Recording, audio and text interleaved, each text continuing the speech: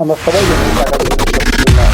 কিন্তু এটাও সত্যি যে টাকা ছাড়া জীবন খুব কঠিন। আর এই কঠিন বাস্তবতাই মানুষকে ধনী দেয়। কিন্তু কেন? শুধু কি বিলাসিতা, নাকি এর পেছনে আছে আরো গভীর কিছু আছে? প্রথমত নিরাপত্তা। আর্থিক নিরাপত্তা মানুষকে দুশ্চিন্তামুক্ত জীবন দেয়। জরুরি অবস্থায়, অসুস্থতায় বা অপ্রত্যাশিত কোনো সমস্যায় অর্থের যোগান থাকলে অনেকটাই স্বস্তি মেলে।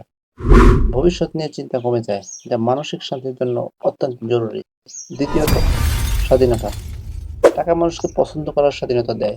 কোথায় থাকবেন, কি খাবেন, কোথায় ঘুরতে যাবেন, নিজের পছন্দের কাজ করবেন নাকি অন্য কিছু, এইসব কিছুর পেছনেই টাকার হাত।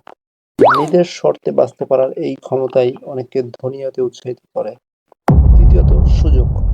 ধনী হওয়া মানে শুধু নিজের জন্য নয়, প্রিয়জনদের জন্যও ভালো কিছু করার সুযোগ তৈরি করা। তাদের ভবিষ্যৎ সুরক্ষিত করা, তাদের ইচ্ছা পূরণ করা, শুধু তাই নয়, সমাজের জন্য ভালো কিছু করা, দান করা বা বড় কোনো উদ্যোগে শামিল হওয়ার সুযোগও টাকা থাকলে বাড়ে। চতুর্থত, আত্মসম্মান ও গৌরব। সমাজে অনেক সময় টাকার মাধ্যমে সম্মান ও ক্ষমতা অর্জিত হয়। মানুষ চায় তার কথা শোনা হোক, তাকে গুরুত্ব দেওয়া হোক। ধনী হওয়া সেই প্রভাব বিস্তারের একটা পথ খুলে দেয়। শেষ পর্যন্ত ধনী হওয়ার আকাঙ্ক্ষা আসলে জীবনের নানা ক্ষেত্রে নিজের নিয়ন্ত্রণ প্রতিষ্ঠা করার এক প্রচেষ্টা। ভালো থাকা, ভালো করা এবং নিজের স্বপ্নগুলোকে বাস্তবায়িত করার এক সুপ্ত ইচ্ছা থেকেই মানুষ ধনী হতে চায়। আপনার মতে মানুষ সবথেকে বেশি কেন ধনী হতে চায়? কমেন্টে বলুন।